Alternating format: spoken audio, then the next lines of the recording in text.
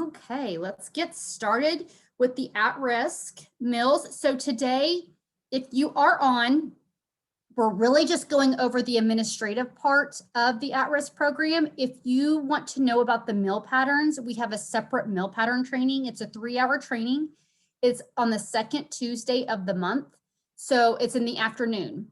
So again, this is just going over the at-risk administrative part. We will kind of highlight some of the food items, but we're not really going to go in depth of the meal patterns. We have a separate CACFP meal pattern training for that because schools are allowed to use the National School Lunch Meal Pattern. So that's why we don't discuss that here because it depends on what meal pattern that you're using.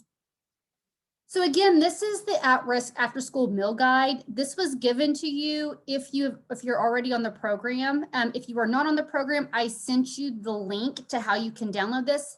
The link is also located in the resource library so when you go into the resource library, we have a whole heading for at-risk. So this is where the at-risk slides is under at-risk.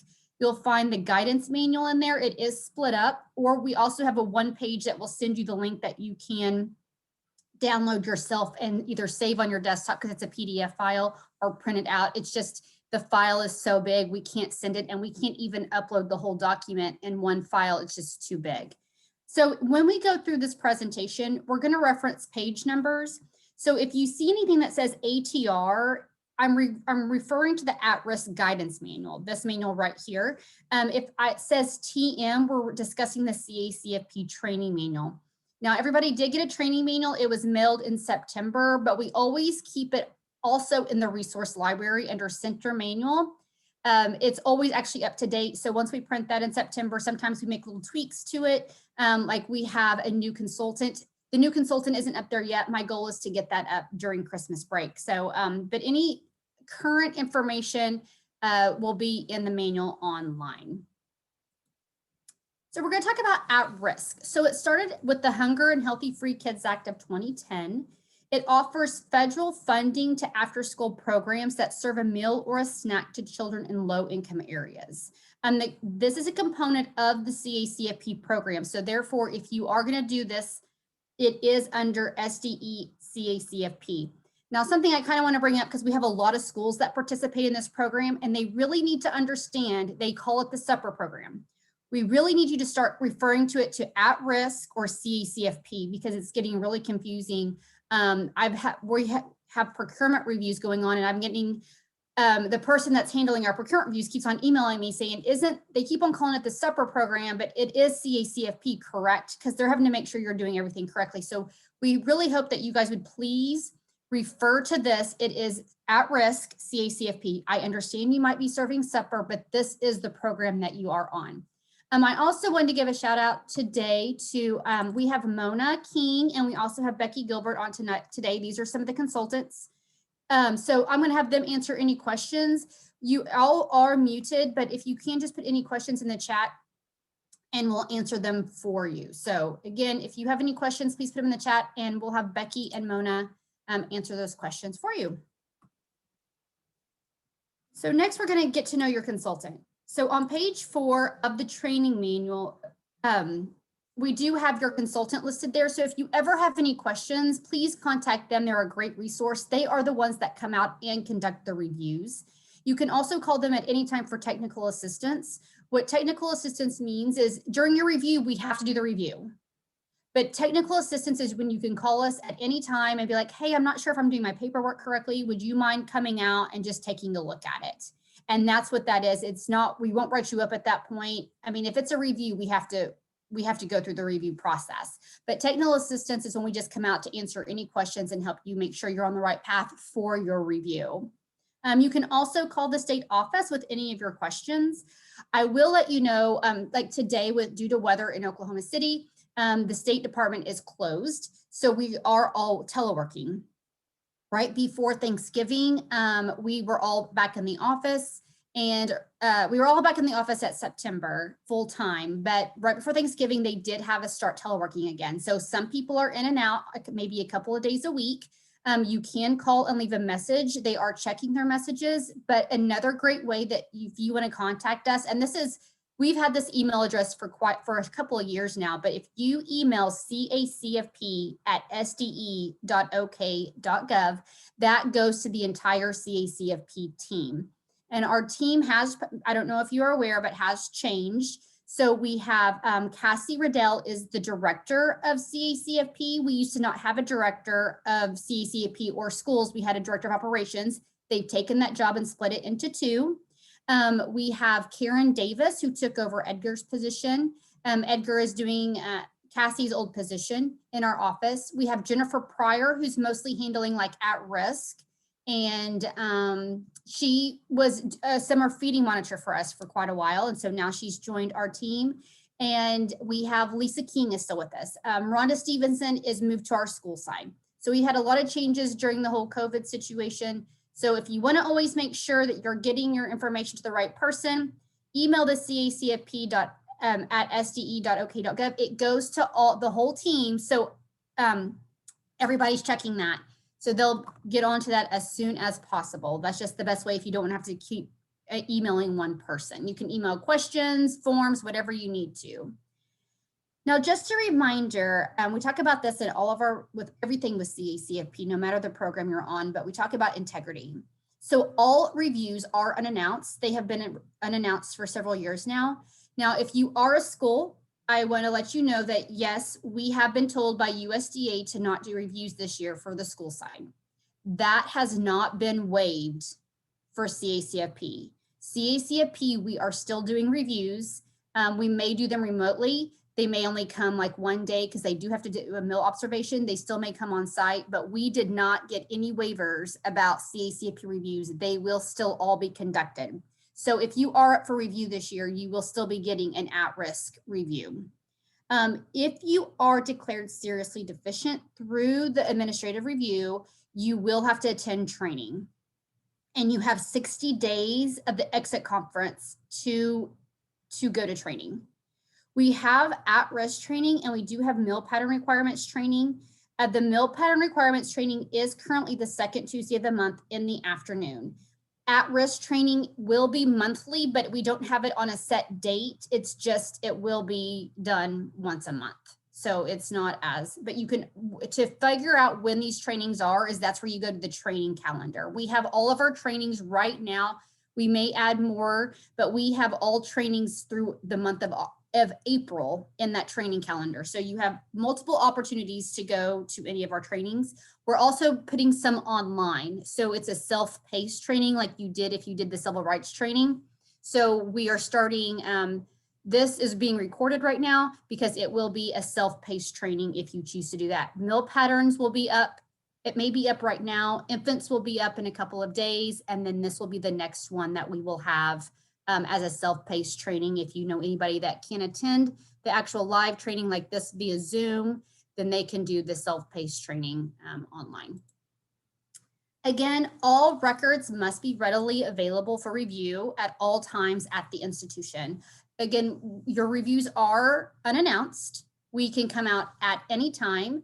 And you might get a little bit, to be honest, this year, as it was last year, you may get a little bit of a heads up because one, if the consultants are not coming out to do the review, they're going to need you to make copies of paperwork to give to them so they can do the review from home. So you may be getting a little bit of a heads up, or not just that, to see if you're even open, because we do need to have this information to do the review, but we try to do them unannounced. But again, you may be getting a little bit of a heads up just because of the information that we need and due to the times.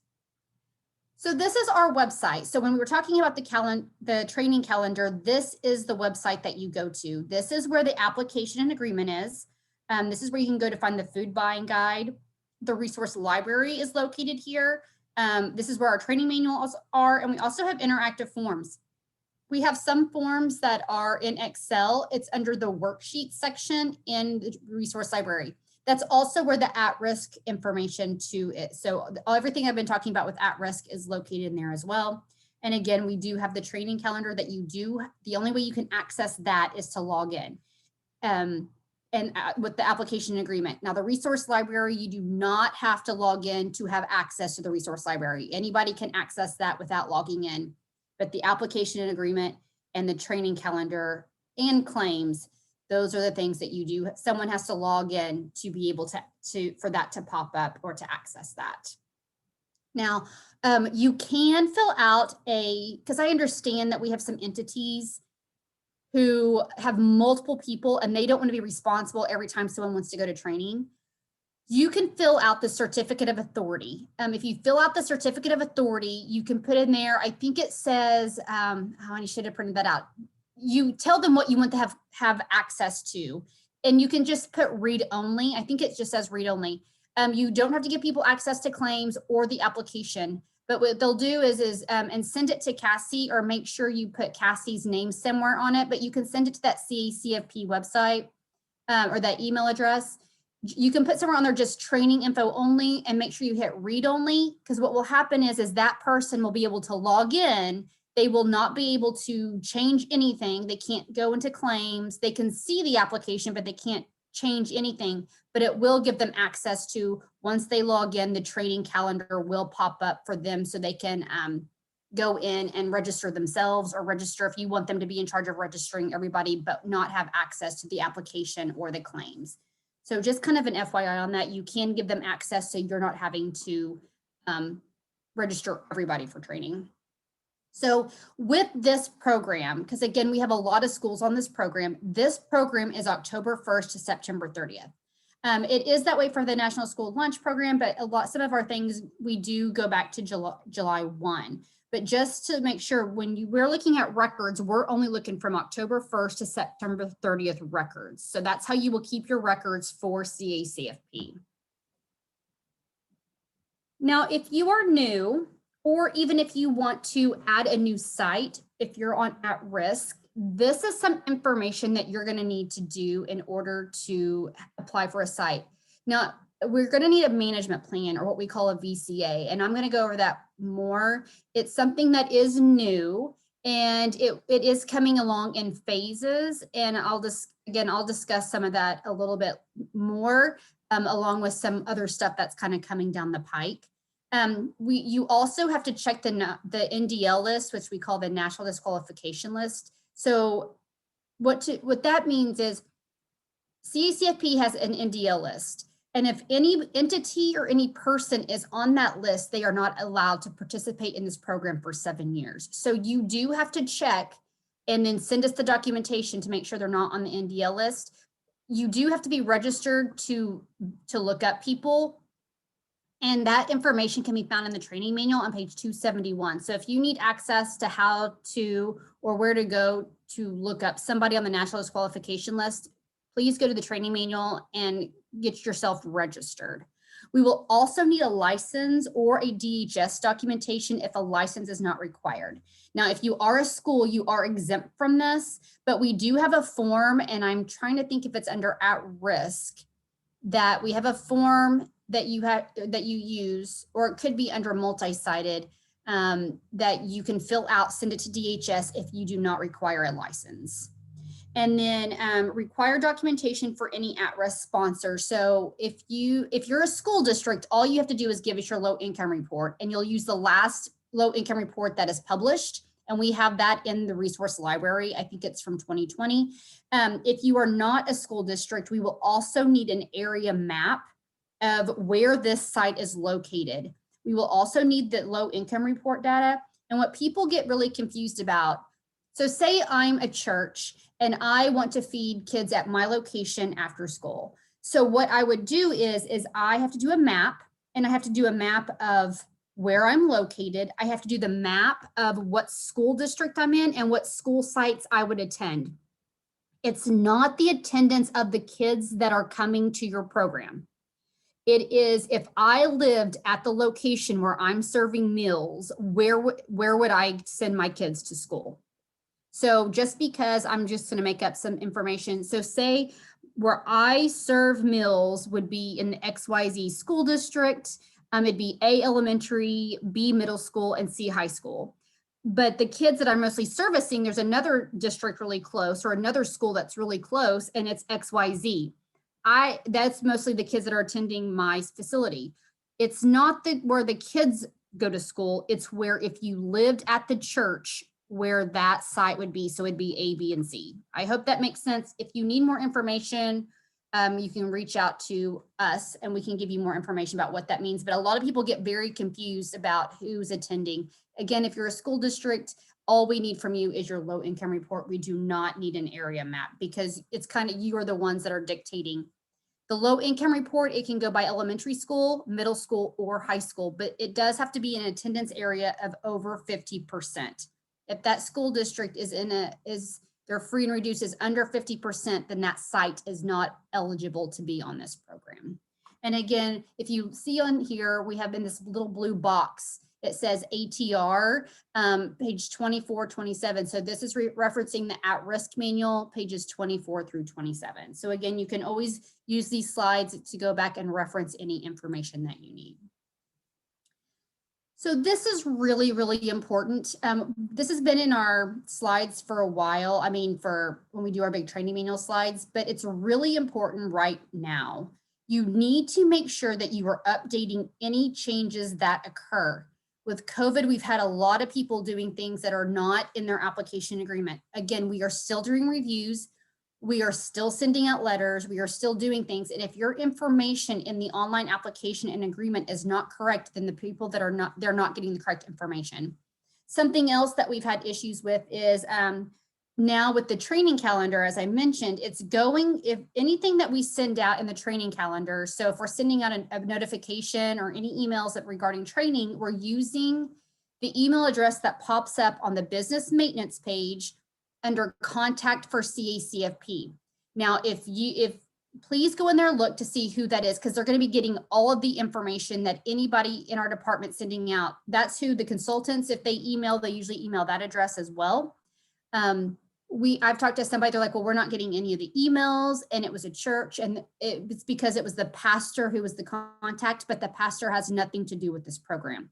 So make sure whoever that contact is someone who is really responsible for their program and can make sure the emails are getting where they're supposed to be.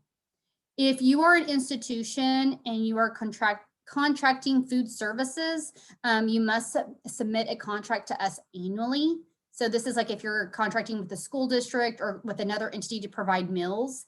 If you are servicing, if you have a contract for services, we don't have really right now any that are approved. You have to make a contract and send it to our office for it to be approved before you can go out on bid. Also, every institution must submit a budget. This is in your application agreement. I'm going to talk a little bit more about budgets and financials here in a minute, because it's really become a very big thing in our office. It's always been a big thing with USDA, but we're working towards some stuff that we've been needing to do for quite a while. We also have a CACFP application training. Cassie started that this year. If you are new, this is a requirement for you to attend. It is offered the first Tuesday of the month, and it is in the morning around 9 a.m. So what I've told people is it's a step walk through of how to fill out the online application. Anybody can attend, but if you are new, you are required to attend. I tell people if you can put Zoom up on either your like an iPad, your phone, and then you can fill out your application at the same time that she's walking through it on your computer. Okay, so when you go to the website, this is what pulls up.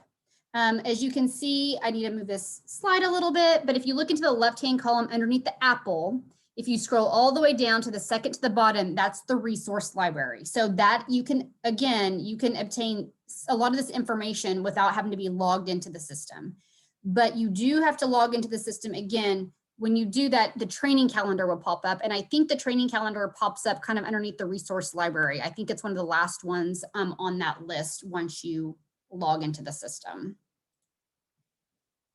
Now, when you do click on the resource library, it looks a little bit different now because we did add some more headings. Right here, it says Center Forms and Documents. You can see where we have Center's training manual. Again, we do have the training manual set up to where it's not broken up as much as it has been. Again, we've increased our amount, luckily, in our documents, so things are a little bit quicker. But we do at the top, you'll see adults and then at risk. So anything that pertains to at risk will be in our at risk section, including these slides. And right here, when we were talking about the business maintenance page, when we're talking about contact information for CACFP, this is the one that really, please make sure, just double check who's your contact person, because this is the email address that everything's going to go to. Again, you know, we didn't expect COVID and the system worked great for what we needed it to, but we know of a lot of other things now on our wish list due to COVID. Like we would like to have multiple email addresses in there. There's things that we're working on. There's things that it's not as precedent, but again, we understand we would like to have more email addresses. We want to have a lot of things. Again, it is on our wish list. So just bear with us, but we'll get it going hopefully eventually, because I know COVID threw us all for a little bit of a loop. Now, something that a lot of people do not do or realize, so I just want to bring it to your attention. When you're going through your online application and filling it out, on number 7, it is the State Agency Institute Agreement. This is just the first top part of it. No one reads this. I actually printed it out. It's 21 pages, I believe. I'm going through it again and reading it myself. It's been a while since I've read it, but people are not understanding sometimes what they're agreeing to be on this program. Number 1 on here, it says be financially viable, administratively capable, and have an effect internal controls to ensure program accountability. Now, this has always been a thing. This is actually very, very, very important to USDA, especially when it comes, well, we call it VCA, viability, accountability, and capability and accountability. It's always been a very big thing. Since we have broken up with the CACFP side and the school side, we're focusing a lot more on things that we needed to. We actually got reviewed by USDA just a couple of months ago. They did it via Zoom, but they know what we're working towards, so we didn't get written up for this. It's something that we haven't been looked very closely at all. And we're making strides because, again, this is very, very important with USDA. So I just want you guys to be aware of some things, because it's going to be coming down the pike. Maybe not, it's coming down the pike slowly, but so I just want to make you guys aware of some of the stuff that is coming down. Here is the checklist. This is what it looks like when you're filling out your application. You have to make sure that you go into every one. Please look at the information to make sure it's accurate and correct. The last 2 years, I haven't this year at all, but 2 years prior, I've been helping with the CACFP at-risk specifically applications, approving them. And I would ask some people some questions. They're like, oh yeah, that information's been in there since I started like in 2016. You need, before you hit submit, please make sure that that information is true and correct, because it needs to be. Like, we go by the information that is in your application. Now, if you have anything that needs to be sent to us and uploaded, you no longer have access to do so. It's kind of turned into a big mess. What you didn't have access to, what you did have access to, people were just kind of uploading things in random spots. So all access has been taken away. You can send everything to us at cacfp@sde.ok.gov, and we will upload those for you. Okay, we're going to talk about, and we're going to start the at-risk, I promise you, but I have to talk about some of the stuff because they have been issues. But this is the viability, capability, and accountability part. This is the VCA. So what it is, and again, this is per regs. This is the number 1 thing that is listed in your application agreement, but you must be financially viable and have financial management.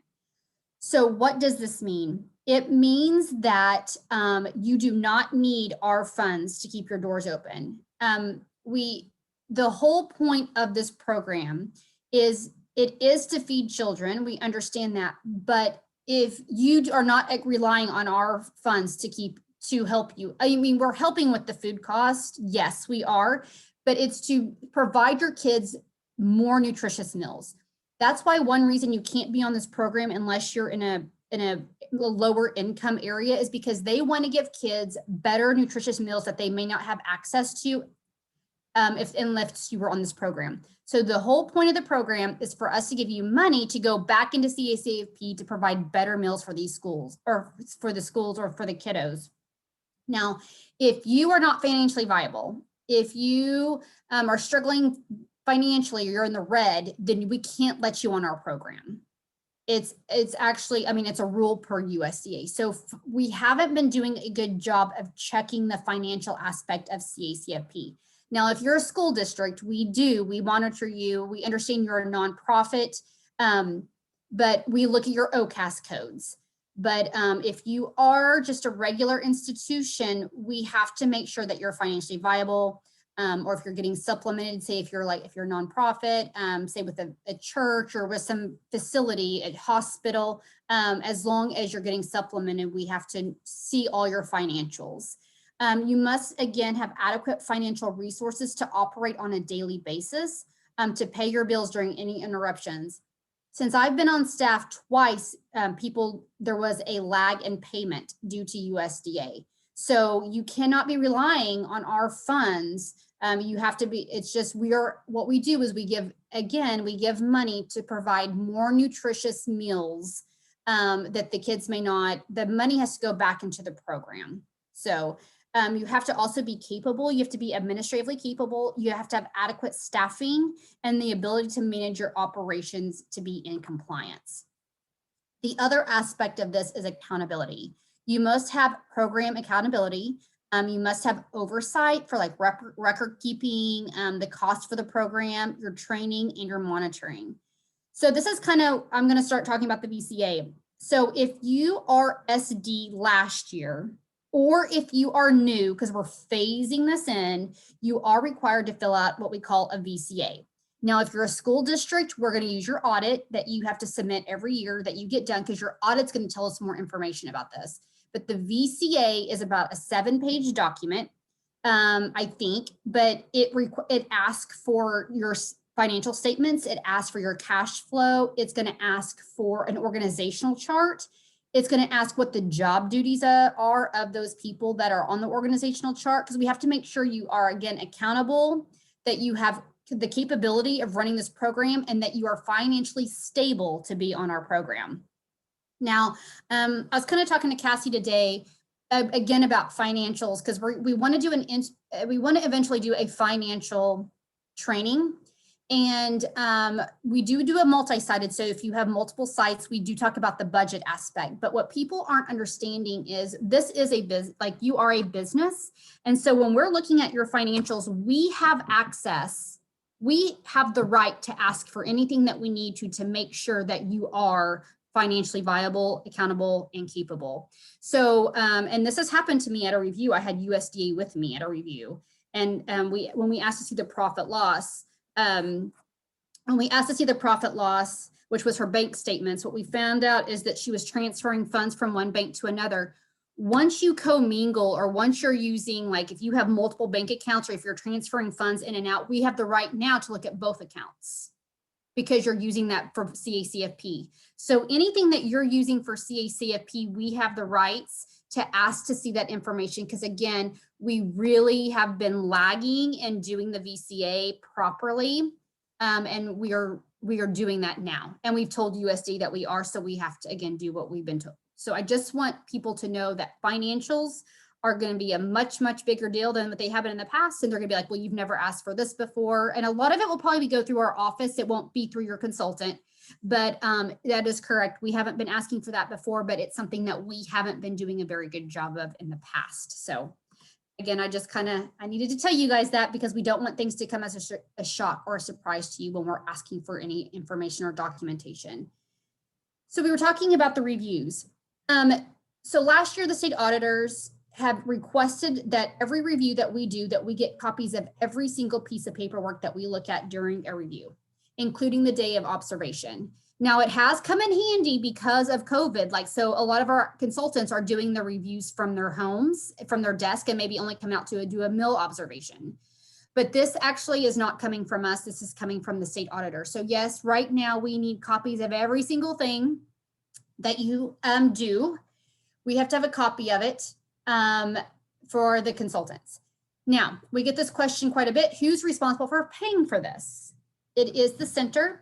It is the entity that is required to pay for this. It's kind of the cost of doing business, I guess you could say, but you can charge that cost off to CACFP because I mean, all the copies you're making are for CACP purposes, but I just wanted to let you know that when we do ask for all this, we are using this information to do reviews, but we are the ones actually not requesting it. It is coming from the state auditors. So you guys get reviewed from us, but we get audited by state auditors and USDA. So we get it from a couple different sides. Okay, so let's start going over the basic responsibilities now of the at-risk program, now that we covered all that information. So what are the eligibility requirements? So just a reminder that you must be, the primary goal of at-risk, and a lot of schools get very confused by this, and so I want to be clear, we understand that you're feeding kids. That's great, but that's not the primary focus of this program. The primary focus of this program is a safe place for kids to go after school for care that has an educational component. And you are allowed to serve a meal and we reimburse you for that meal. But people think it's just, we got to feed kids, we got to feed kids. That's the whole purpose of the program, is feeding kids. It's not. It's to provide safe place for kids that may not have a place to go for aftercare, that also has an enrichment program associated with it, or education. So don't be confused with, well, we're feeding the kids. That's great, but what care are you providing for them, or what is the educational component that you are providing to them? It can be done over the weekends and holidays or any school vacations during the regular school calendar year. So let's say you started school August 15th and school ends May 15th. You can serve meals from August 15th to May 15th, but once May 16th happens, you cannot longer be on the at-risk program. One other documentation that we will ask for on the at-risk, and we ask for it every single year, is we do need a calendar of the school district that you would be, that you're in the district of. So if you are a school, we have to have your school calendar, or if you are an entity, and let's say a church, I have to have the school calendar of the school that I use the low income report for. So, because we have to make sure you're not serving meals once the calendar year has ended. You must, again, provide an educational or enrichment activity, and you have to be in a location where the school is at least 50% free or reduced. So an example, if a high school does not have, if they are not 50% free and reduced enrollment, but the middle school is, then you can use the middle school numbers, but you just have to use the district that you're located in at that site. So you can use elementary school, high school, or middle school, anything that could be over the 50%. If you've been on the program for a long, long time, it used to be you could only use the elementary school numbers only, but they changed that about 5 to 7 years ago. Again, I talked about the area map. It is required to send in with the location of the eating site and the school site in that area. And as I said, it's if you were to live at that site. So I just wanted you to be aware. So the month, the year, so say this is your first year, you're applying right now, you're new. The information that you provide to us to this year is good for 5 years, and that's good for anybody. So if you came on to the program in 2016, then you have until 2021. That we're going to use that same information until 2021. Now we do need a calendar every year, but we're not going to ask for a low income report every year. That information is good for 5 years in our system. It's kind of like you have to reestablish everything after 5 years.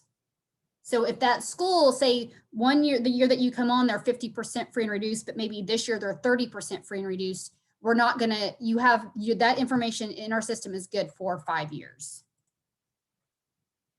Now, where do you go to find the map? If you are new, we get this question a lot. People get very confused. Now, if you're in Oklahoma or Oklahoma City in that school district, like your location, just go to their website, to their district website. All you do is, I forget where it's at in their website, but you type in the address and it will pull up what schools like if you live there, what schools your kids would attend. So that way you know what district it is. If you're a small school or a small district in a town, you can get a map of, so say you're in a really small town, you can get a map of the school district and then you have to mark your site on that map. Another place that you can go to is this Oklahoma Hometown Locator. So it really just kind of depends on the school that you're at. But again, if like you're in a small town and they have just in this town has only one school, you can just pull up the district map And then you have to mark again where you're at, where your location is on that map. We talked about the low income report. You only have to send this section in. So the document is hundreds, it's about 100 and some odd pages long. Because again, it has every single school site, not just district. We have over 527 districts in the state of Oklahoma. It lists every single site. So it's a lot of pages. We only need the page that shows that school site. We may need the district if it doesn't have the district name on there, but that's the only page that we need. And again, you'll use the most current low income report, which we do always keep in the resource library. It's in a couple of locations. You can find it under actually family daycare home, and there is a report section. I think I'm going to stick it under there as well. So again, you must provide regularly educational or enrichment activities in an organized, structured, and supervised environment. Those organized activities must be open to all students. However, they do not have to participate. So it is true that it's kind of like if you're on the summer feeding program, like the kids don't have to participate to eat the meal. They can just come and eat. And you don't have to have just one activity. I'm going to give some schools. I had a couple of schools that were on the program. And so to give you an idea of what they did is say the elementary school, they were on the Century 21 grant. So they had that for the elementary school. In high school, they had band. They did have athletics going on. They also had tutoring. And they also provided a couple of like fun classes, like they had an FFA class and they did like a photography class.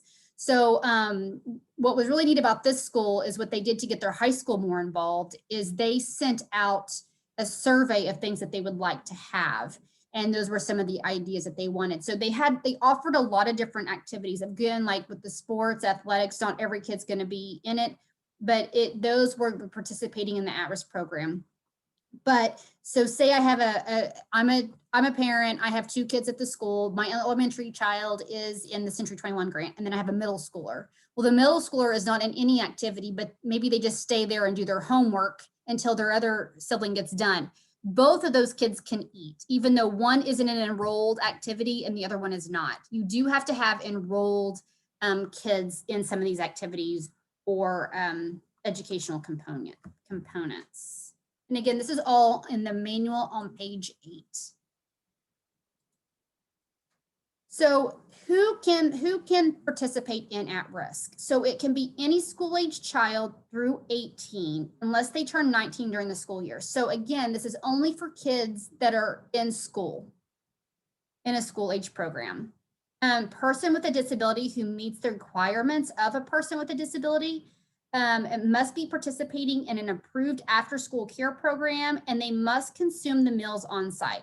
Now, we understand there's been a couple of changes because of COVID, but this is the requirement to participate in the at-risk program.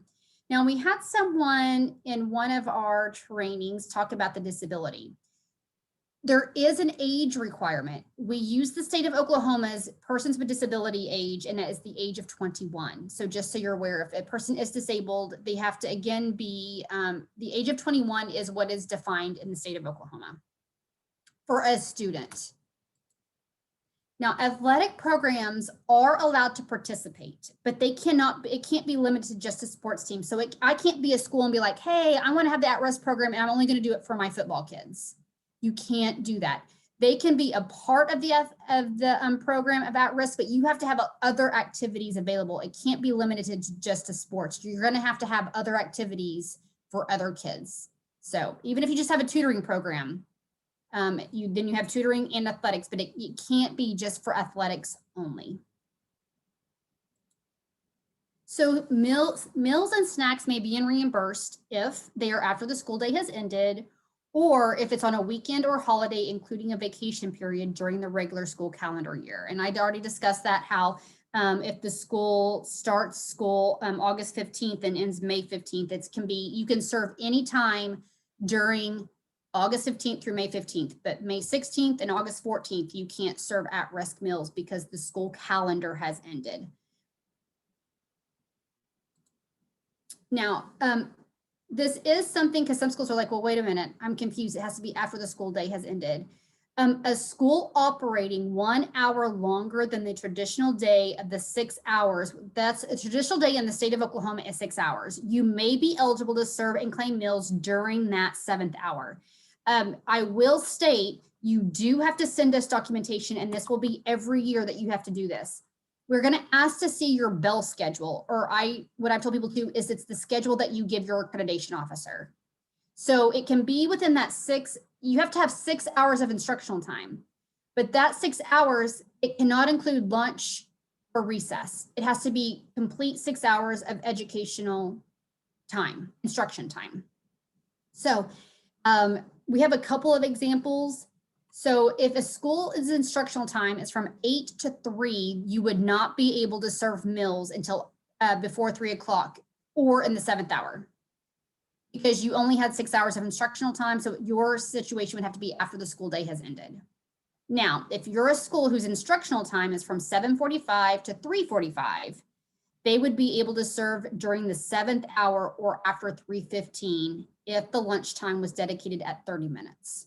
So if you are a school, we were not going to ask this if you're a nonprofit entity, but if you are a school district, when we're looking at the times in your application and agreement, you have to send us a bell schedule or the schedule that you give your accreditation officer. Now, I did not ask for a calendar if you put your time as 4 o'clock, because I know that that's after the school day has ended. But if your times are like at 2:30, 3, 3:15, we will ask to see a bell schedule to see if you are serving it before the school day has ended. And again, this program is an after school program, so it has to be after your school day has ended.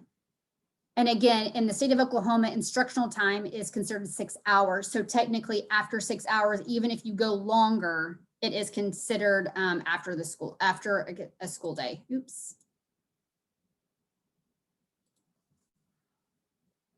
So we talked about the at-risk program. It can only be done during the calendar year. If you are still wanting to provide meals after the school calendar year has ended, so we're talking, say, May 15th, if you want to start serving meals from May 16th through, say, August 14th, because that's not in the school calendar year of my imaginary school that I'm making up, then you can be on what's called our summer feeding program. If you want to be on summer feeding, you would contact Dee Houston. She is our coordinator. There are 2 ways. You can call her at this number. You can email her at sfsp@sde.ok.gov. Jennifer Pryor, who is helping with the at-risk, she's also helping with summer. So you can also email Dee Houston or Jennifer Pryor, either one as well, if you do have some questions. So you can definitely contact them if you are interested in serving meals other than the school calendar year. So again, all forms must be maintained daily by month at each site for any institution participating in CACFP. Again, all records must be kept on site at the location approved. So when I did talk about the state auditor asking for copies, we will not take your original copies. We will need you to make copies if we're going to take anything off site. Again, you also do not have to make copies. You can scan your documentation. So if you don't want to copy it, which we understand, you can scan the information and send it as well. So I just or if you have a flash drive, you can scan it to a flash drive and give that to your consultant. So I don't want you to feel like you have to make actual paper copies. We just have to have a copy of it in some way, shape, or form. And again, you can do that either electronically or by actually making paper copies. So at risk, this is the documentation that we're going to look at when we come out to do review. So we're going to need attendance records. We're going to need meal counts, your menu as served or production records, your expenditure worksheet, along with any supporting documentation such as receipts, timesheets, pay stubs. We'll have to see your training information. That does include civil rights training. We will need your daily attendance records, your enrollment documentation, and a sign-in sheet. And when I talk about sign-in sheet, it's not required, but I highly, highly, highly recommend it. So on this program, again, anybody can participate, even if they're not participating in an activity. So my example of the elementary kid that's in the Century 21 grant, and then the middle school child that's just staying after school doing homework, waiting for his sibling to be done, and they both are going to eat a meal. Well, we want to look at your enrolled documentation. So you may have 80 kids enrolled in your Century 21 grant. You may have 20 kids in band. You have 30 kids in basketball. We want to see your enrollment for those, but we understand that you may have other kids that are going to eat that are not participating in those enrolled activities. If that's the case, I suggest you do a sign-in sheet for those that are not enrolled. That way it kind of matches your claim. So if you have 80 kids and all this stuff, like I said, anybody who's not enrolled, they can just sign in that they are choosing to eat, but they're not in any of the enrolled activities that you have at your facility. So this is an example of the daily attendance sheet. It's on page 244 in the training manual. We also have this on our interactive forms. So this is a form that you can use. If you are a daycare center and you are also on at-risk, you'll see in this box where it says, you'll see daily attendance record. If you scroll over next to that, you'll see regular meals and at-risk meals.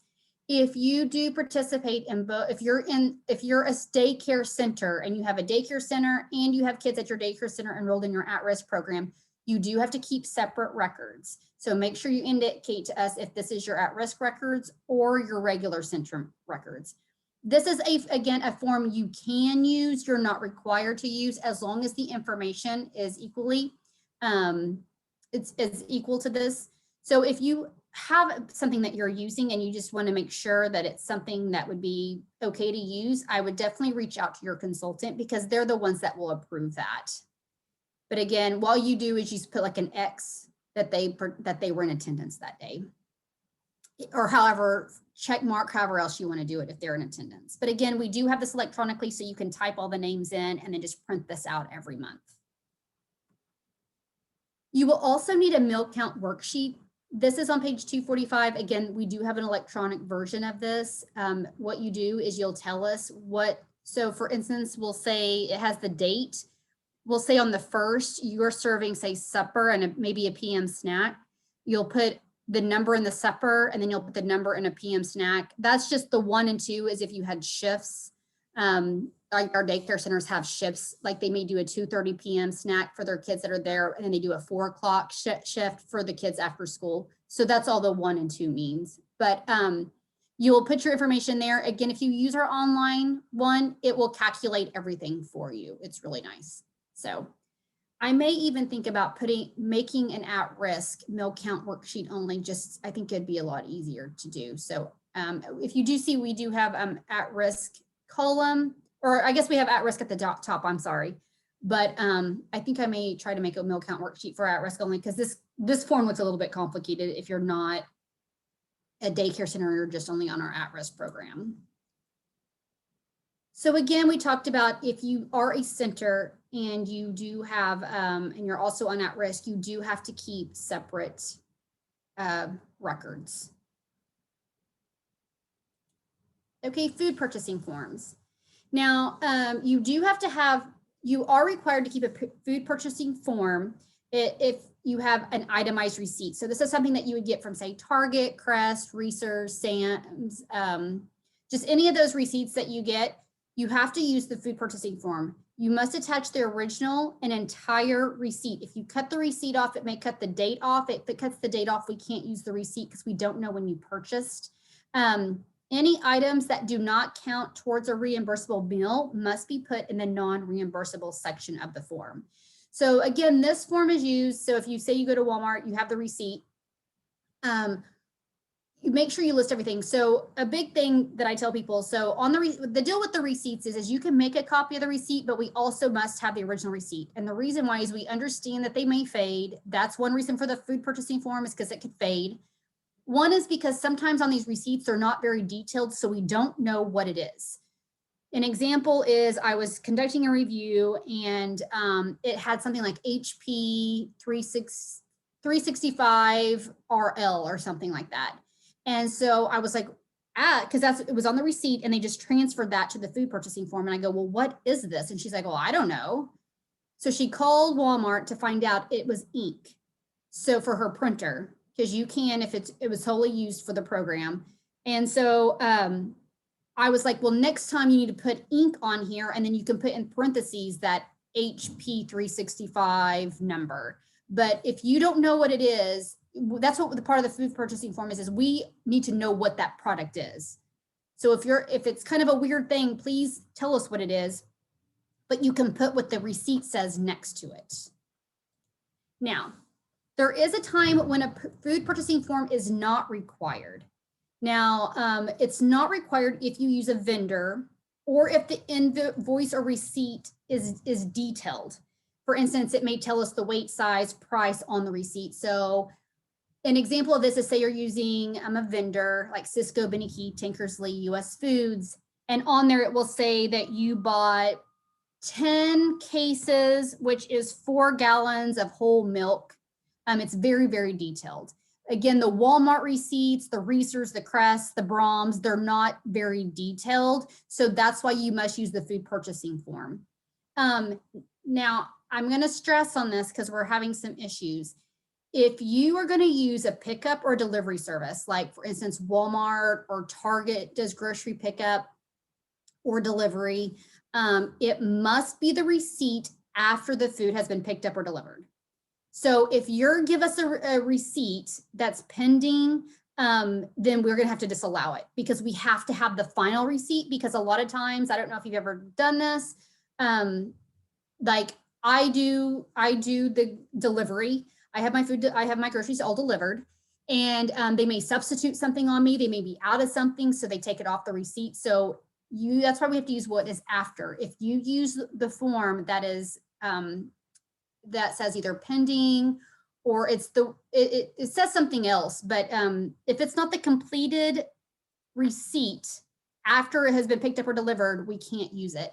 Now we can also, FYI, if we have a question about a receipt that's delivered or picked up, what we'll do is we're going to have you send us, because again, I get all my stuff delivered. I'm legally blind, so I can't drive. So I have everything delivered. So I'm used to these services. And there's so if I be like, I'm not sure if this is the receipt after it was delivered or before it was delivered, I can have you pull up your account and you have to send it to me. And like on Walmart, it will say delivered, canceled. It will say all that information if we have questions. So we've been having some issues with some of the forms. So I just wanted to make sure it is clear. Okay. So at the end of the month, what you do is you take all your food delivery receipts, or you take your food purchasing forms, you take any invoices that you have and you put them on your summer report. And again, the food purchasing form and this expenditure worksheet is in the resource library. So what you do is at the end of the month, you just make sure that you put all your food purchases, any non-food purchases, and any miscellaneous expenses. You can also add any administrative and food service labor. So earlier when we were talking about being financially viable, meaning that you as your entity as a whole has the funds to operate.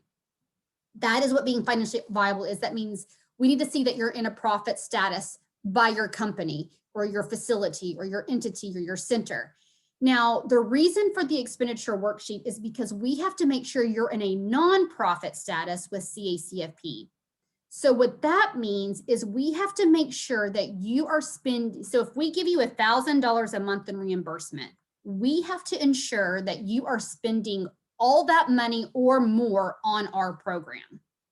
So a lot of times, some facilities, let's just say we give you $1,000 a month and you are spending $600 on food and milk. Well, where's that other, what are you doing with the other $400 for our program? That's when you can charge off administrative and food service labor. Now, I want to let you know, you can only charge these items off if it is approved in our budget.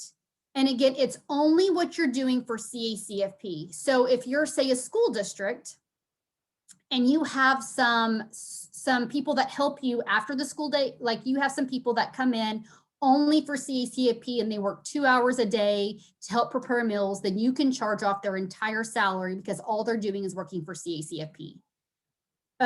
Or child nutrition. Now, if you are, say, a daycare and you have a teacher that works 8 hours a day, but they help you with your CACFP program 2 hours a day, you can only charge off those 2 hours. They're a teacher.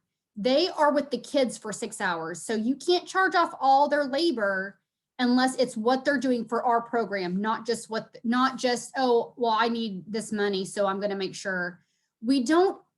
People also get confused with the labor. We don't pay you for labor. You're just showing us that you're spending all the money on the program. And a center cannot charge off more than approved in the budget. So you can't charge off more than what the person is making.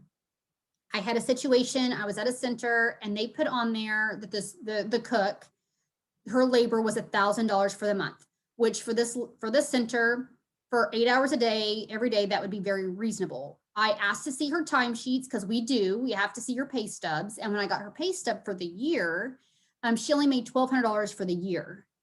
So, well, you can't charge off more than what the person is actually making. So just a reminder, we have to see all supporting documentation. And if you don't have the supporting documentation, then we have to take it off. That's something else that's a big deal, especially coming down, is we've had a lot of problems with people not spending enough money. Now, if you're a school, you can spend the money. It's a child nutrition fund. It's child nutrition money. You can spend it, like say you need pots and pans, and anybody can spend their money on anything that you use for a program. So say you're not spending enough, buy things that you need in your kitchen. Use it for the program. That's the whole point, is it's wanting you to have a better program, better food, spend it on better food. A lot of people are not spending it on better food. So again, this is a big thing. The financial side of it is much, much, much bigger, and it's going to only get a little bit more bigger. So I don't want you guys being surprised when you're like, well, they've never asked for this before. It's because we haven't, but we are now. So here's an example of our expenditure worksheet. This is one that is in our resource library under our worksheets. It's our interactive form. Again, documentation of nonprofit food service to ensure that all program reimbursement is used only for the food service operations, or is only used for, I should say, CACFP. So I hope I explained that well, because these are some issues, and as the consultants can contest, we're having a lot of issues with people not spending enough money on the program. It's a very big deal that you do. Okay, so all expenses, again, must be charged to CACFP, must be in the budget section, and we can ask to see, again, so when I was doing the at-risk applications, we have some people that with their funds, they were going to spend it on travel or on monitoring or on gas. We've had some people say they're going to use it for gas. Well, I can ask to see any documentation I need to support the dollar amount if I think the dollar amount is crazy. I had one person that was trying to charge off $1,000 of gas, and they lived in Oklahoma City a year. And I'm like, there's no way you're spending $1,000 in gas a year for where they were located at. I wanted to see what some of their receipts. And so they're like, oh no, we're not spending that much. So before we approve some things in the budget, we may ask to see documentation to support that. And we've had some people do it on travel, which is fine. They were doing a CACFP travel. For instance, they were going to go to the CACP annual workshop. We'll ask for documentation on the hotel. And even we understand it's just a budget, but we need to see just some documentation, like just go to a hotel website and print us off what the daily night is. Print off a flight, like go and check prices on flights, or we may ask to see they were giving us the registration fee. So you can use certain things for our program to better the program, but we may ask for supporting documentation. And anything that you use for the entire center or your entire entity, you must prorate. So if you buy paper towels and you're using it for the entire center, then you can only charge off what you used for CACFP. You can't say, oh, I spent $300 on paper towels this month. You mean I can't use that all for CACFP? No, only what is used for CACFP. Again, only what is used for our program. Because we've seen some funky stuff on there, and I'll talk about that in a minute. These are some things that we have seen on, we will take these off if we see this. So if you are buying things for your classroom and charging off to CACFP, toilet paper, any donated items, anything not reimbursable. So sweet snacks, donuts, those things are not allowed. Cookies are not allowed on the program. So since they're not allowed, they do not meet CACFP requirements, they're not allowed to be charged off to the program. They can be an extra, and that's at your expense. You cannot charge it off to the program. So we have a list of this on page 82 of the training manual to give you some ideas. We've seen alcohol, we've seen clothing. It's only things used for our program. And again, if you realize that you're not spending enough, think about the food quality, buy better food. Or think about upgrading your kitchen. Do you need better pots and pans? Do you need mixers? What do you need? You can charge it off for the program. Again, if you use it for CACFP, you may have to prorate it if you use it for any other things. But if you use it for our program, you can charge it off. Now, this is new this year, is again, the donated food and milk can no longer be served as part of the reimbursable meal. Again, part of the problem is a lot of people were getting donated food items. One, we don't know health department wise. When you go to the store and you bring it back, you know that it wasn't opened, it wasn't any of that. So some donated items, we don't know if it could have been tampered with. We don't know health department wise if it was okay. Like maybe it was milk. Well, was it kept at temp the entire time? We don't know some of these things. And not just that, we've had a lot of issues with people not spending enough. So the whole point of this program is spending it on CACFP. And if you're not spending enough, then that's why we're like, well, we'll just not do donated food. Like I said, one of the big things too is as a safety concern of were things at the right temperature, were they always kept the way they were supposed to be kept? It just saves that aspect for you. It's kind of a guarantee that everything is okay. So what could cause us to take back funds during review? If there are no records, if milk counts are not properly maintained, or if you have any incorrect numbers, if you're sharing with receipts with another facility, now it's okay if you're a multi-sited facility and you're like, well, we buy everything centrally and then we send out receipts separately, that's fine. But we're talking about like you have daycare A and daycare B and they have no affiliation with each other. They're just giving each other receipts. You can't do that. And then if you claim any program adult meals, this is only for children. So you can't claim any adults. On the menu serve forms, we do have adults on there, but it's not to claim. It's just to show us how many people ate to make sure that you were serving enough food for everybody. Now, one other thing I didn't put in here, but if you have an expenditure worksheet, if you are multi-sided, and again, this is in the multi-sided section, so please come to that training. It's an hour and a half, or it's a 2 hour, but it really goes about an hour and a half. It's in case you have questions, but we do have to have expenditure worksheets per site. So if you're multi-sided, you have to give them to us per site.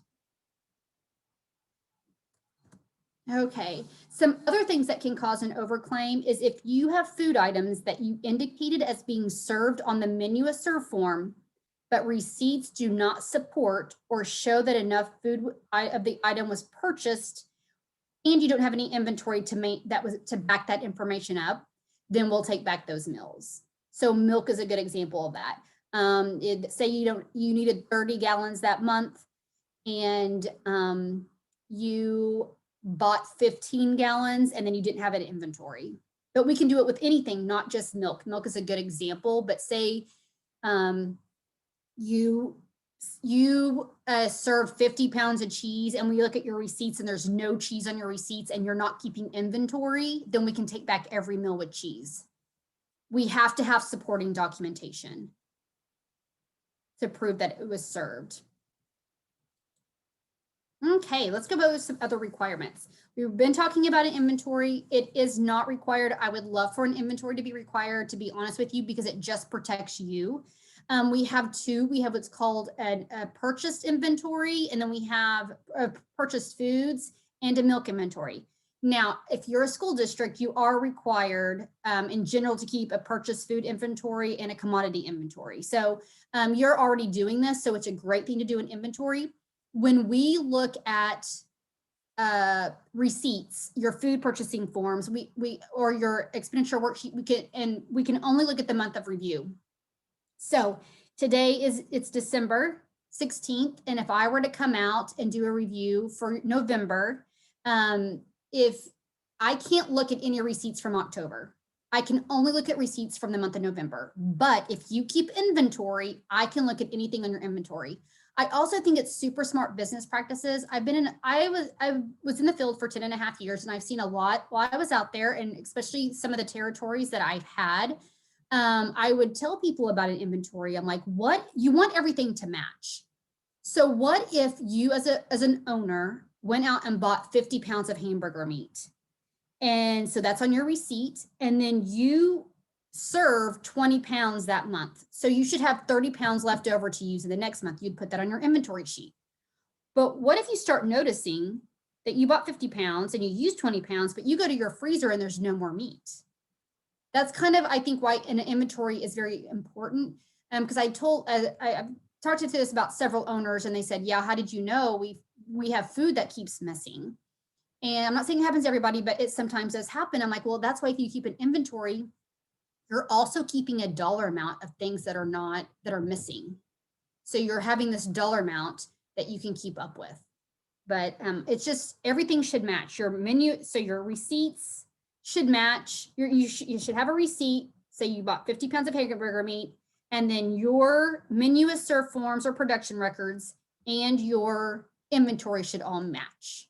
So it should say 20 pounds in the freezer and 30 pounds on inventory, which match that one receipt for 50 pounds of hamburger. So I hope that makes some sense. I can't stress inventory enough. Again, I wish it was mandatory because it's very important, but people are not keeping it. And not just that, especially some people that are larger entities, schools. I had a school district once that with their inventory, they really weren't keeping inventory, to be honest with you, like they should have been. Then they got a new director. Well, this other person was buying the same food every single month. The new director came in and did inventory, and they had so much food that the lady she was just ordering the same thing every month. They looked and they had so much food that they did their whole entire summer program with just what was purchased, because she wasn't keeping an inventory, and instead of buying stuff, she was just kind of spending money frivolously. So inventories, very highly suggest that. You are also required to have a building for the future. If you are multi-sited, you do have to send one to our office for your application and agreement.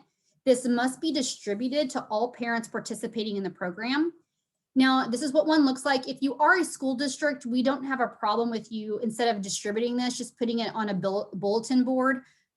So people are aware. But if you are a nonprofit on the program or any other facility, just go ahead and hand this out. But as a school district, we have no problem if you just, instead of sending this out to the entire school, just go ahead and put it up maybe on some bulletin boards. But make sure in that box on the bottom, you put your organizational information in there. It's required to do training. There must be a designated trainer for each entity. That trainer must conduct annual training. You need to document that date, agenda, and topics, and again, the signatures of the attendees. So if you're a school, there needs to be somebody at your school that's going to talk about these programs. You must be a trainer and train people at your entity regarding the program.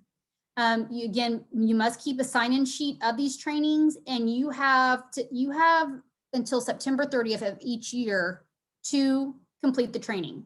If you are new, you must do training before you begin operations.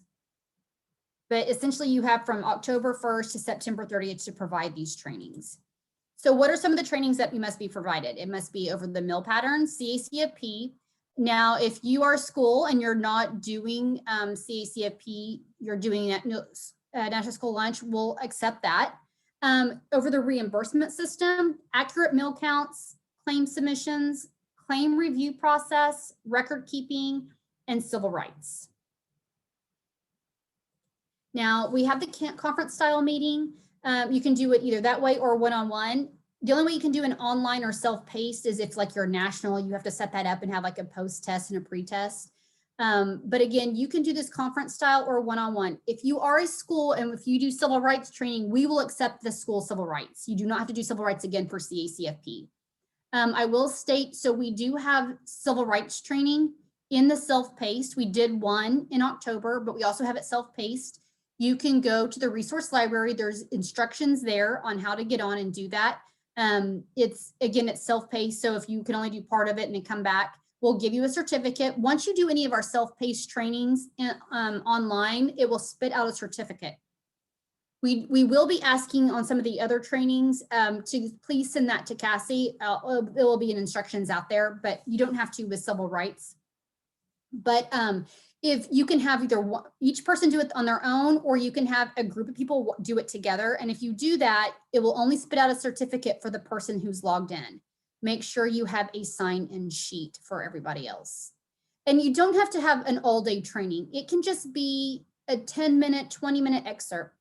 Again, you can do it in conference style, you can do it to multiple people, or you can do it just one-on-one, however you want that training. But we do have to make sure all topics were covered and trained on every single year. If you are wanting additional trainings, again, we talked about the training calendar that we offer. And again, we have trainings right now going all the way out till April. We also have, it's called Team Nutrition. This is USDA. We have webinars on the third Thursday of every month. You can go out there to find anything else that you're wanting training on. Another really good website I need to probably put out here is ICN, which is the Institute of Child Nutrition. They have a lot of self-paced trainings as well, online trainings as well, and they give out certificates for that as well. Now, and I don't have to worry about at risk, but we're talking about CECPD. We don't offer those CECPD only for a full day training, which we're no longer offering full day trainings and not until September, when hopefully they get to do them in person. And again, we talked about civil rights. All staff must be trained on it. So the other topics, when you do one-on-one or even meeting style, it only really needs to get, you only have to talk about that to the people that need to hear that. But civil rights must be for any staff that are handling the kids at all with this program. So if you have, if you're a school or a daycare and you have staff, teachers helping you out with any part of the program, then they must have civil rights training. Even if they're just marking off a sheet that says they attended or helping them through the line, they need to have civil rights training. And again, we do have the link for that. And if you are a school and you did civil rights training, that does fulfill the requirement for CACFP. You do not have to do it again. So civil rights, if you send anything out or if you have anything posted online, you do have to have the civil rights statement on there. You do have to have an Injustice for All poster posted and in a visible location. It doesn't have to be in the kitchen, just anywhere that's visible. You do have to have procedures for filing any civil rights complaints, and you do have that. It is in your training manual. It is also online in the resource library. Again, your civil rights training that you do have to have every year. It is an annual training. All those topics every year have to be trained on. And then if someone does have a discrimination, these are the 6 areas that they can file a complaint on. These are the 6 that USDA recognizes. So if you are new or if you had been on the program before, in the past, we'd asked for your civil rights information to be uploaded. We did that last year before you could come on the program. Well, we're not doing that. You do not have to upload any civil rights information. That would be a nightmare on our end too, because no one has access besides us to upload anything. But we do have a civil rights attestation box. It's just stating that, yes, I've had civil rights training. So make sure if you mark that you did have civil rights training, that you did civil rights training, because our staff is going to look at it during the review. They're going to ask to see that documentation. And the Injustice for All poster, this is what it looks like. It does have to be 11 by 17. You do need to get it from our office. You're not allowed to print it. As a matter of fact, we're not allowed to print it. We can only get it from USDA. It has to do with paper and everything else. So this is the civil rights. It has to be that 11 by 17. And again, you can't print it out, and we're honestly not able to print it out either. We're going to talk a little bit about multi-sided. Again, so before, if you are a multi-sided, if you are an at-risk, and you want to add a site, this is what you're going to have to do. We have a new site form, and this is in our multi-sided section in the resource library. You have to do a new site add form. You also, again, we talked about the license or documentation from DHS. If you are, say you're a nonprofit, if you're a nonprofit affiliated site, we must have a 501c3 form submitted. That is number 11 in the online application in the sponsor for application for participation section. So if you go to the second checklist and go to number 11, it states in there, for private, nonprofit, unaffiliated sites only, each site must have its own 501c3 form submitted. So if what an unaffiliated site means is, say I am just a regular person, I'm Joe, and I, Joe, want to have an eating site at my local church. And I do not have, but I mean, I'm a nonprofit, so, but I'm using my name as Joe. I, Joe, this nonprofit, wants to use this church as an eating site. So I have no affiliation with that church. I am not a part of that church. I mean, I may be a member, but I do not have any, I'm not the pastor. I'm not any of that with that church. I have to have an unaffiliated site agreement form. And it's on page 273 and 275. That form is located again in the multi-sited. So we do have to have an agreement if it's at a location that has nothing, if it's unaffiliated to you. We talked about the NDL, we have to have a copy of that. And again, we talked about the required documentation for that new site. So if you want to remove a site, we do have a remove site form as well. We just have to always have documentation. Now, one other thing I was going to say about if you are single-sided, so you have one eating site and you want to add an additional eating site, you do need to contact our office. I need to put this slide in here. You need to contact your office because if you are a single site and you have one eating site, so if you're a school district and you start the program and you're doing it at your elementary school, but now you want to feed at your elementary school and high school, you means you want to add an eating site. If you want to add an eating site, you need to contact your office because you have to fill out a whole new application. We're wanting to change the application so that way you won't have to completely fill out a whole new one again. It has to do because the budget is very different. So, but if you are a single site and want to add another site to make you multi-sided, you need to contact our office. So there are two methods. You do have to, if you are multi-sided, meaning you have more than one eating site, you do have to have a monitoring, and there's two types, but each type does require 3 reviews per year. So the first one's the most common. I actually don't know anybody doing review averaging, but most of the time you can do 2 unannounced and 1 announced review. You can do them all unannounced if you choose, but USDA does allow you to do 1 that is announced. If you do have a new facility, it must be monitored prior to beginning operations. So I'm going to briefly go over procurement with you because you do have to make sure that you are following procurement. I am doing a procurement training in January. The procurement training is for all programs. If you're on child nutrition at any facility, schools, everybody has to follow the same procurement. There's one tiny difference between childcare and school, but for the most part, everybody has to do the same, has to have the same procedures. As a matter of fact, if you are receiving federal funds, it doesn't matter from what entity, USDA, Department of Transportation, DOD, everybody has to have the same procurement. So I'm going to briefly go over this. If you want more, or if you are a larger entity, meaning you probably spend over $250,000 with a vendor, I highly suggest that you go. Or if you're a school, I highly suggest that you go to the procurement because you're a school and the way you do things, it would be a really good training for you to attend. And because you have a separate procurement review, then CACFP does not have a separate procurement review. But you do have to have your methods of procurement. You have to have a code of conduct. You have to have minority firms, women's business enterprises, and labor surplus area firms. And this is in your procurement plan. Now, we do have a procurement plan in the resource library that you can use. It does have the methods, the code of conduct, the minority firms. It has all of that information in it. So it does meet USDA requirement. And instead of you being like, I don't know what you're talking about, how am I supposed to write this? Just go get the form that we have in the resource library. I think it's 3 pages and it covers this area. You also have to have a chart of procedures, and the chart of procedures is separate. It's in a separate form. It's by itself in the resource library.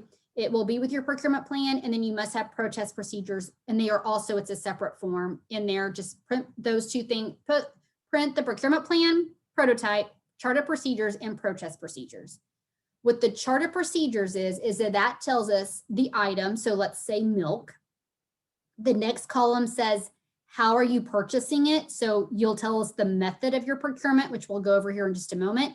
And then the last column tells us how often do you go out on bid.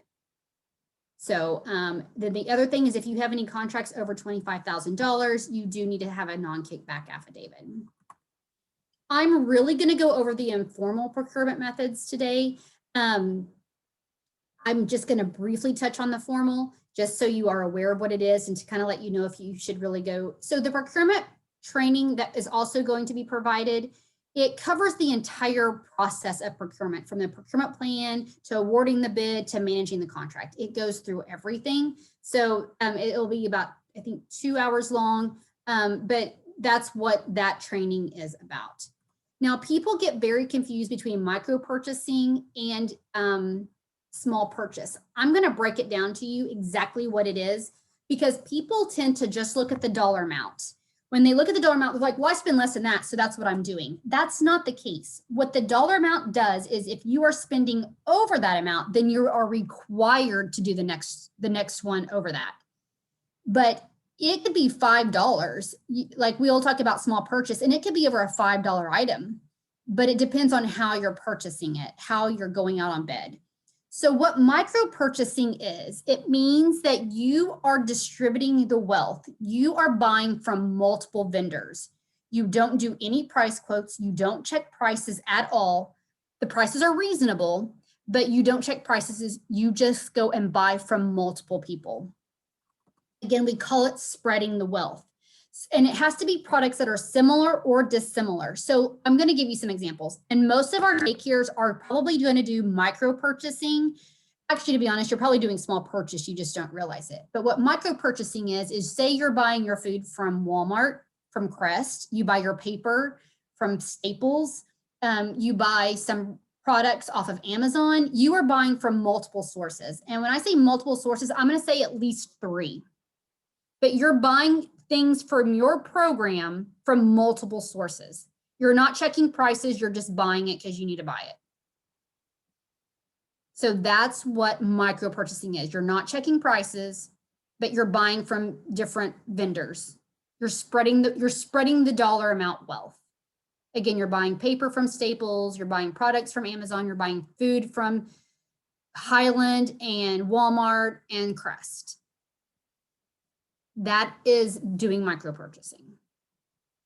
Next, I'm going to talk about small purchase procedures. So this is if you are spending less than $250,000 with a certain vendor or with a certain store. But what the difference is micro purchasing, you're not checking prices. Small purchase, you are checking prices. So, and you don't have to even buy from the lowest person, but you're checking prices. So what this means is if you can tell me that milk is $4 a gallon at Crest, but it is $3.50 at Reese's, then you just check prices and you did small purchase procedures. If you check prices, you are doing small purchase, and you only have to check from at least 2 sources. And you don't even have to buy from the cheapest one. You can, but you have to just tell us like why. So another example of this is say that you have a local grocery store in your hometown and you really buy everything just from the local grocery store.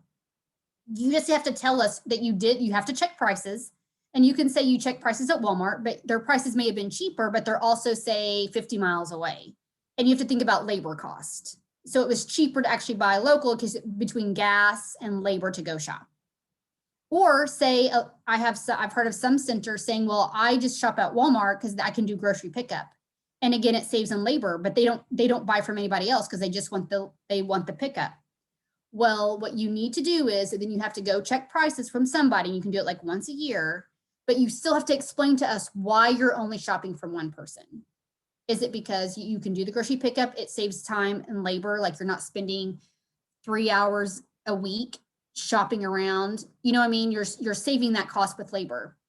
But if you check prices at all, then you're doing small purchase. So that's the difference. Checking prices or not checking prices. So I hope that clarifies it, because USDA I think makes it a little bit more confusing than what it really is, but those are the differences between the two. Again, I'm going to briefly talk about formal. This is required if you're over $250,000 per bid or solicitation. And even if you're a school district, I would tell you right now, if you are not spending over $250,000 with a certain vendor, please do not do formal procurement. Please do small purchase, because formal procurement is a large process that people don't do correctly. You have to have specifications sent to at least 2 vendors. You have to have an advertisement in the paper. And there's other requirements. Once you get the bid back, you have to have there's all these forms or things that have to be in the bid process. And it is talked about. If you do go over the $250,000, please let us know, because the procurement plan in the resource library is not going to work for you. We have a school one and it's about 14 pages long. That's the one that you're going to need. The 2 types of formal are a sealed bid or an RFP. Sealed bid is just you go with lowest price, no exceptions. The RFP is price is the primary factor, but it's not the main consideration. It's not the consideration when you're awarding the contract. So if you are confused, if you want to know if you're doing it correctly, we do have this flow chart in the resource library. It's actually in other documents as well. So if you have any questions, this flow chart might help you out and you can print that out. If you are contracting for any food services, please check with our office. Again, we have to have a new contract every year. We have 2 contracts. We just want to make sure you're using the correct one. We have one if you are an entity and you are contracting your food with a school district or with, say, a tech center, and we have another one if you're with anybody else. I don't think a lot of you are going to be contracting. If you are a school district, you're not contracting. You're just doing it yourself. You're self-operational. But again, just contact us to make sure that you're using the correct agreement. Just a little rundown very quickly. If you are contracting with the school is responsible for the production records. But how it works is if you are contracting with somebody, when they deliver the meals, they will give you we call a contract meal delivery receipt form, and that is your menu assert forms. The CACFP institution maintains those forms. That again is considered your menu as served. At the end of the month, the school or the vendor will bill the institution, and then the institution will reimburse through CACFP. The only thing I want to caution on is that if you are having food contracted, you claim the meals based on the food consumed. You don't claim the meals based on the food delivered. So what I mean is sometimes, like with the school district, say you have an institution, and this is for all entities, it's not just if you're at risk, but say you have an institution and you have your license capacity is 25. And so every breakfast, the school brings you 25 breakfasts because they don't know how many kids are going to be there. But you only have 18 kids that eat. You cannot claim 25 meals. You have to claim 18 because that's how many meals were consumed. But the institution is going to bill you for 25 meals because that's how many they gave to you. So I just want to make sure you know that. You cannot, just because they gave you 25 meals and they billed you for 25 meals, you can only claim the meals that kids actually ate. Again, if you contract with the school, just so you are aware, they are required to charge a certain amount that is set forth by USDA. If you do contract with the school as well, their contract is from July 1 to June 30th. That is the school's fiscal year. So you just have to make sure that you get that application or that contract in July 1. Any other vendor that you use, you can do the October 1, September 30th, but a school, it has to be July 1 to June 30th.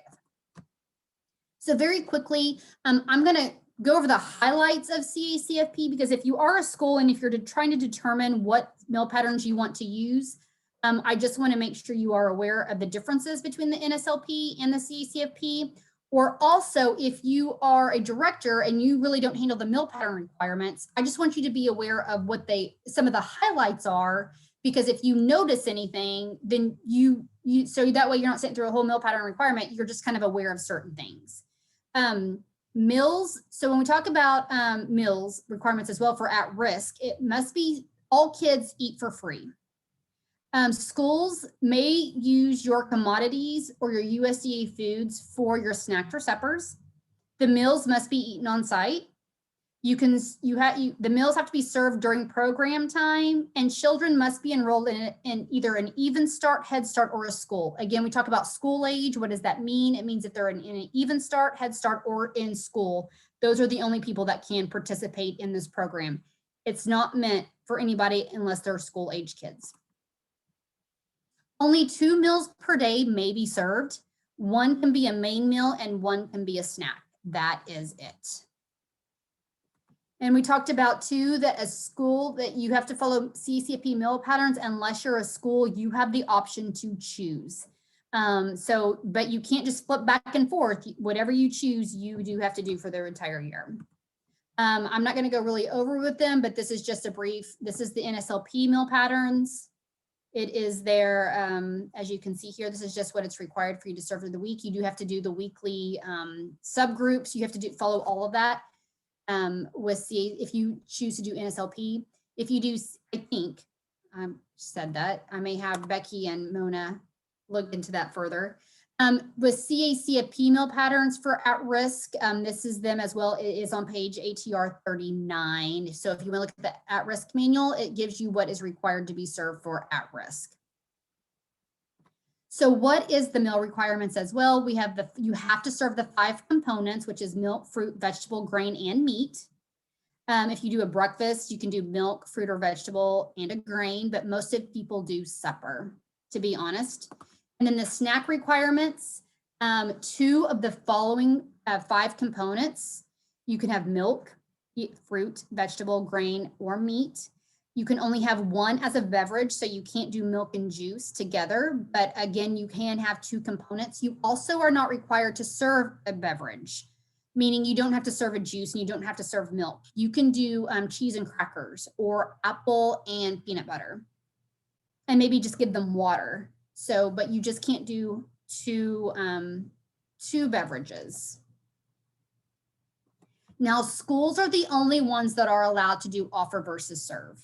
So if you are a school district, you are the only ones that can use offer versus serve for supper or lunch or for breakfast, but you cannot do offer versus serve for snack. It's the same rules that apply to the National School Lunch Program, that you can offer 5 components and they only have to take 3 for supper. If you do breakfast, there are only 3 components that are required, but you must offer 4 food items if you want to do offer versus serve at breakfast, but they only have to take 3. But really, everybody I know does supper and a snack. If they do another one, if they do supper, they don't do breakfast. But that is your choice. So with the meal pattern requirements for CACFP, at least 1 whole grain rich item must be offered per day. So if you're only doing 1 at-risk meal, then every day you must have that whole grain rich component.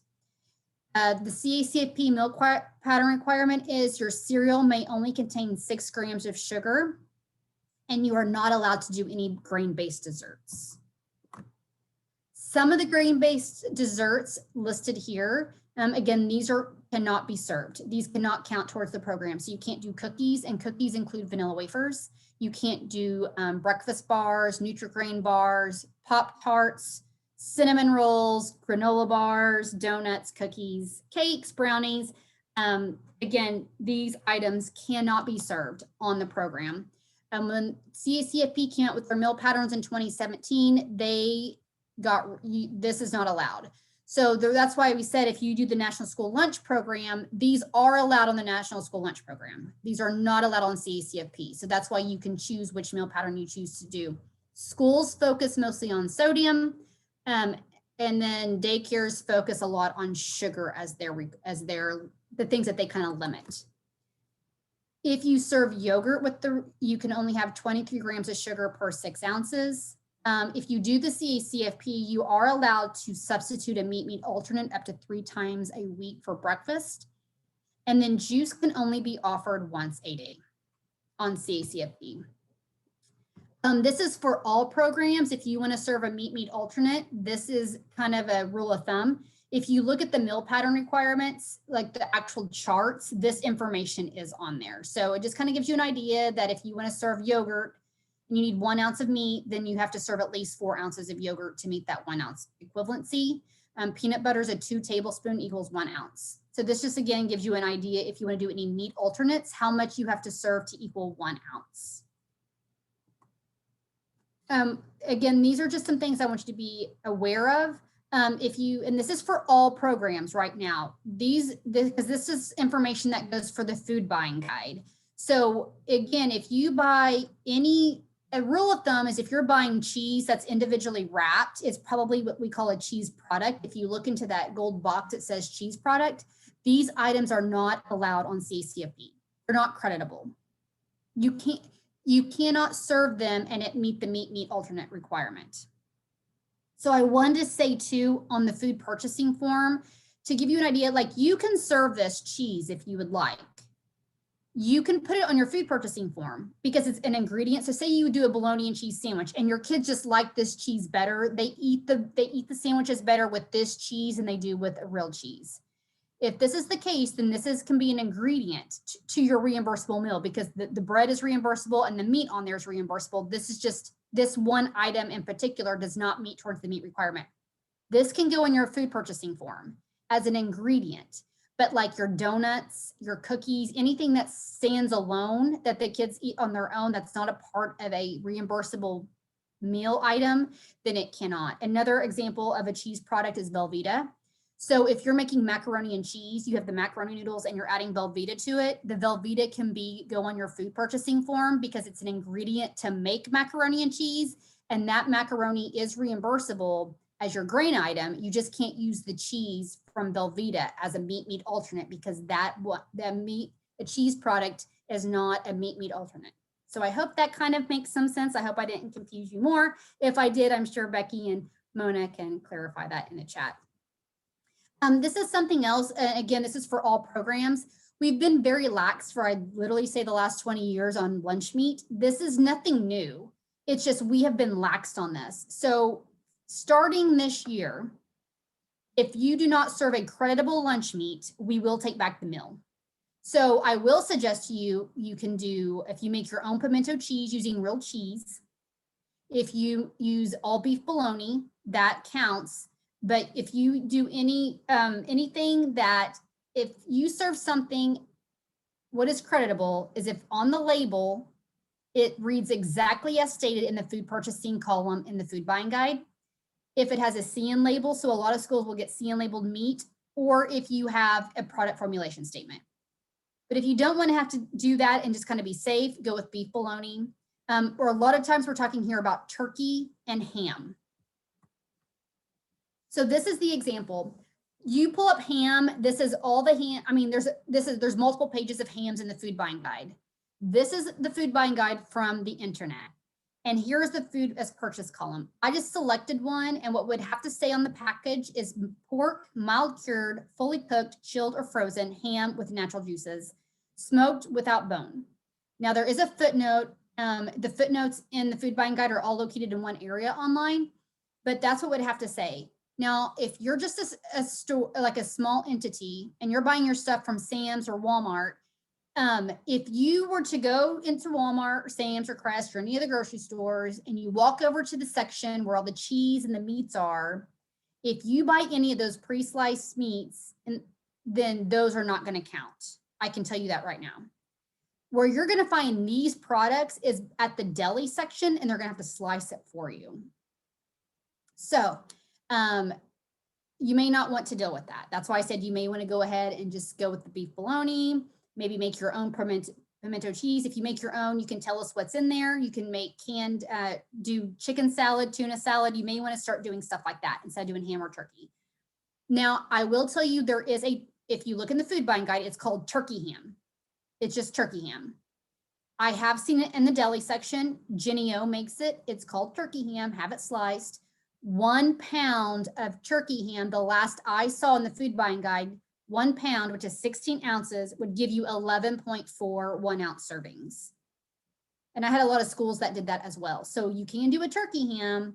Again, you have to go to the deli section and have it sliced. You also have to make sure you maintain a label. You'll have to get a label. If you don't have a label to show us what the product is, we can't prove that it's a creditable meat, so we'll have to take the meals back. But if you can get a CN label, that's perfect. If you can get a CN label, if you use a vendor, most of you, if you're a larger entity, if you use a food vendor, you can get a CN label for your lunch meats. Something else that we've seen a lot of is our potato chips or veggie straws being served.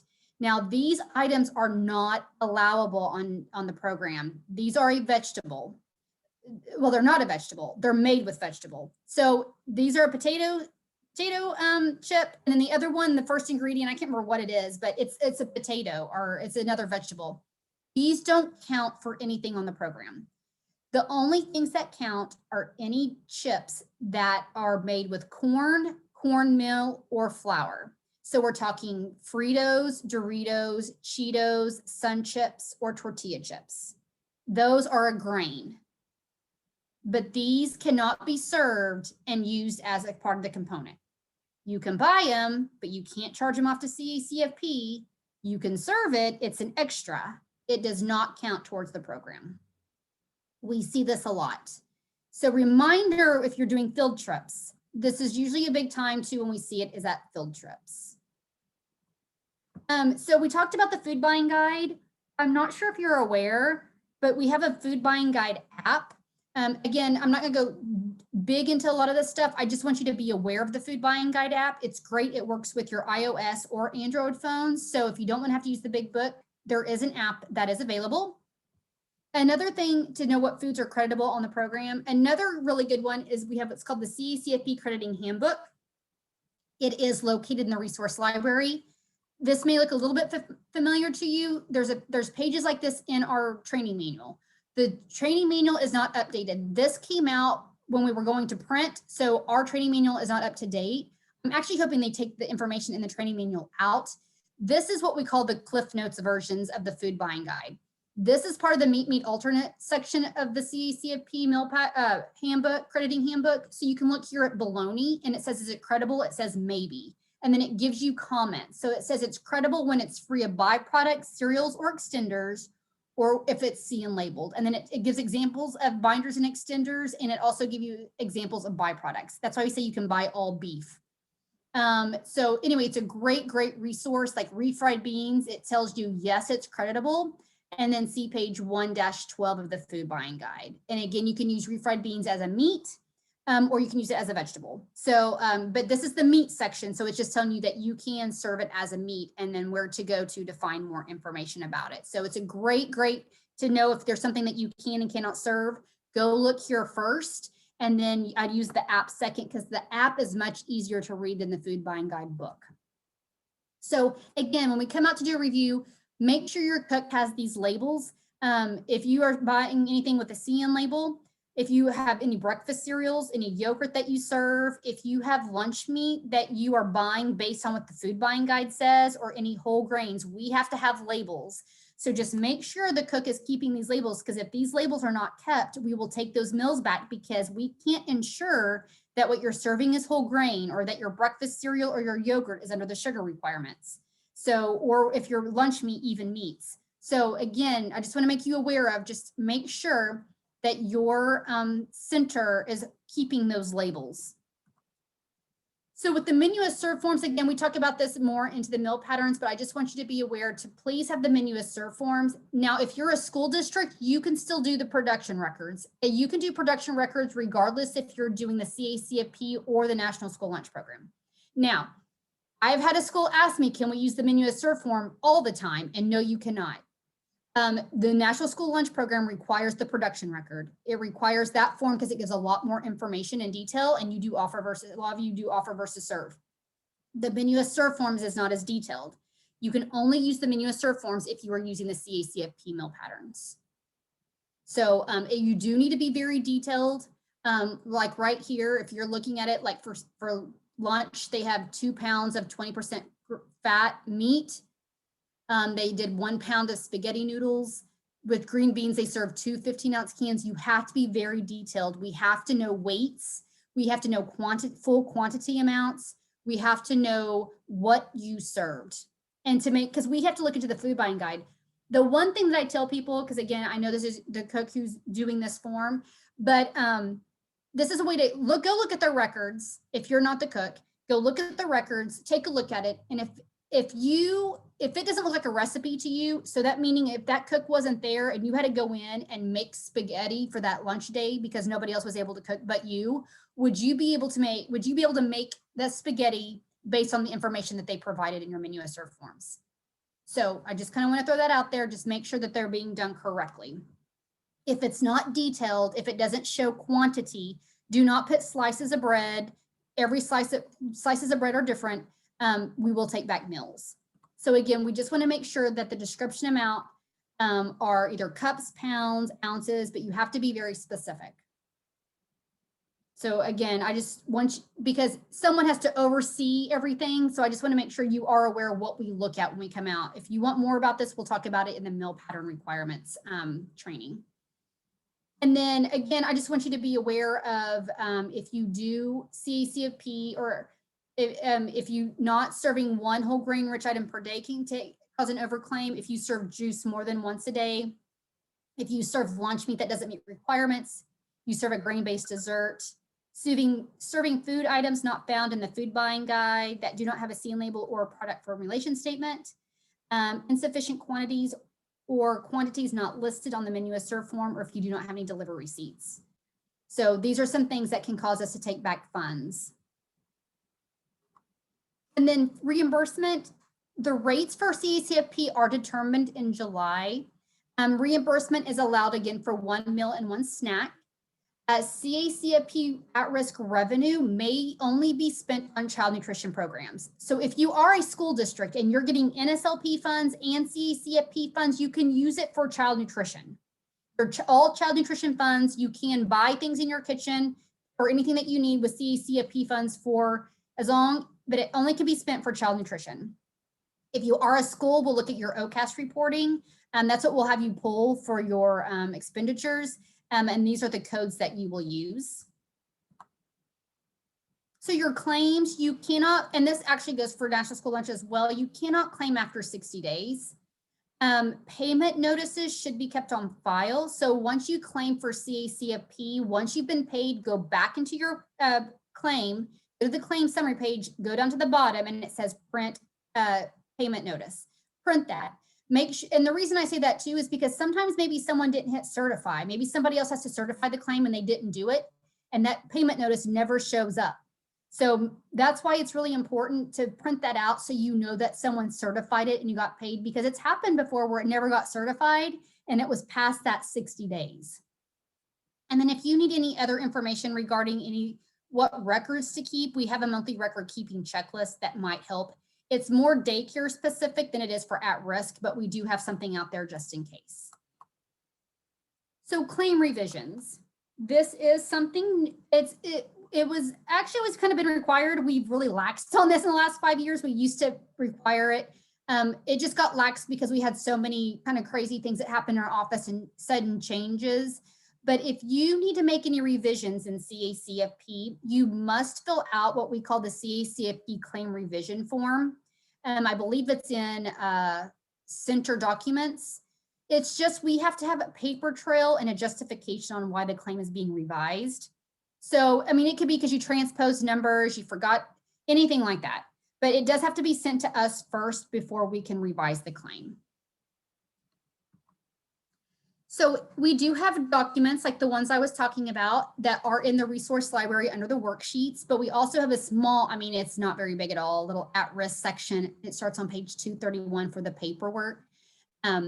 So if you do need to look at that, you can go to the training manual on page 231. We are done with today's training. I just wanted to let you know that you need to go to the training calendar if you want credit for today's class. I appreciate you guys being here. I appreciate the consultants that were able to jump on. I hope you guys learned anything that you needed to for at risk. We'll be on for just a couple more minutes to answer any questions that you might have. So again, we appreciate you guys being here. Again, make sure you go to the training calendar so that way you get credit for this training. We will be here for a little while to answer any questions. So you can send it to us directly at this point as well. If there was anybody watching with you that needs to have credit, please put their name in the chat and then also make sure that their name is in the training calendar. So thank you guys. You guys have a very Merry Christmas. We will see you in 2021, and good luck and God bless with everything.